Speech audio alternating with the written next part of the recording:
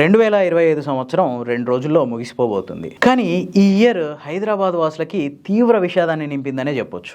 2025లో మేజర్గా 3 అతిపెద్ద ప్రమాదాలు జరిగాయి. ఈ ప్రమాదాలు ఎన్నో కుటుంబాలని రోడ్డున పడేసినాయి.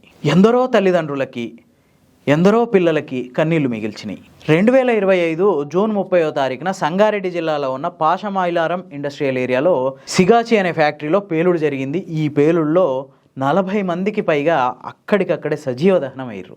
అసలు కొద్దిమంది డెడ్ బాడీలు కూడా దొరకలేదు. వీళ్ళంతా వలస కార్మికులు, ఎక్కడెక్కడి నుంచో వచ్చి బీహార్ నుంచి, ఉత్తరప్రదేశ్ నుంచి, ఒరిస్సా నుంచి, రాయలసీమ నుంచి, ఆంధ్రప్రదేశ్లోని ఉత్తరాంధ్ర జిల్లాల నుంచి, ఇట్లా కర్ణాటక నుంచి, మహారాష్ట్ర నుంచి, ఇట్లా రకరకాల ప్రాంతాల్లో దేశంలో ఎక్కడెక్కడి నుంచో చేతపట్టుకొని ఇక్కడికి వచ్చి ఒక అనుకోని ప్రమాదంలో సజీవ దహనం అయిపోయారు. 33 మంది తీవ్రంగా గాయపడ్డారు. ఎవరైతే 40 మందికి పైగా చనిపోయారో వాళ్ళందరికీ ఒక్కొక్కరికి ₹1,00,00,000 వరకు నష్టపరిహారం ఇప్పిస్తామని చెప్పి గవర్నమెంట్ ప్రకటించింది.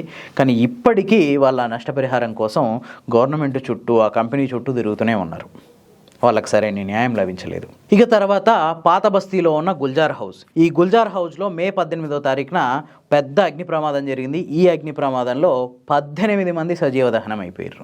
వీళ్ళల్లో ఎక్కువ మంది మహిళలు, చిన్నపిల్లలే ఉన్నారు. ఒకే కుటుంబానికి చెందిన 10 మంది ఉన్నారు. ఈ ఘటన కూడా రాష్ట్ర వ్యాప్తంగా తీవ్ర విషాదాన్ని నింపింది. ఇక నవంబర్ 3వ తారీఖున రంగారెడ్డి జిల్లా చేవెళ్ల దగ్గర బస్సు ప్రమాదం. ఇది మనందరికీ తెలిసిందే. తాండూరు నుంచి హైదరాబాద్ వస్తున్న బస్సుని హైదరాబాద్ వైపు నుంచి తాండూరు వైపు వెళ్తున్న ఒక టిప్పర్, కంకర టిప్పర్ ఢీకొట్టడంతో ఆ టిప్పర్లో ఉన్న కంకరంతా మనుషుల మీద పడి 18 మంది చచ్చిపోయారు. ఇందులో ఒకే కుటుంబానికి చెందిన 3 అక్క చెల్లెళ్ళు, భార్యాభర్తలు చనిపోవడంతో పిల్లలు అనాథలవ్వడం, మనసున్న ప్రతి ఒక్కరి హృదయం ద్రవింపజేసే సంఘటనలు ఇవన్నీ. ఇక ఇంకో ప్రమాదం మన రాష్ట్రంలో జరగనప్పటికీ మన రాష్ట్రం వాళ్ళు తీవ్రంగా నష్టపోయిన ఇంకో ప్రమాద ఘటన ఏంటంటే కర్నూలు దగ్గర జరిగిన బస్సు దహనం. ఈ బస్సు దహనం ఘటనలో 40 మందికి పైగా సజీవ దహనం అయిపోయారు. ఈ ఘటనలో హైదరాబాద్కి చెందిన వాళ్ళు దగ్గర 22 మంది ఉన్నారు. ఈ సంవత్సరం జరిగిన అగ్ని ప్రమాదాల్లో 160 మంది సజీవ దహనం అయిపోయారు. అంతేకాదు రాష్ట్ర వ్యాప్తంగా 7,333 రోడ్డు యాక్సిడెంట్లు జరిగినాయి. ఈ యాక్సిడెంట్లలో 2,702 మంది చచ్చిపోయారు.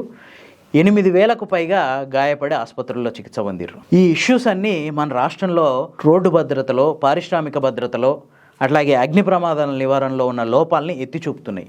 వచ్చే 2026 సంవత్సరంలోనైనా ఈ లోపాలన్నీ సరి చేసుకొని ఇట్లాంటి ప్రమాదాలు మరోసారి జరగకుండా జాగ్రత్తలు తీసుకోవాలని ప్రభుత్వాన్ని కోరుకుందాం.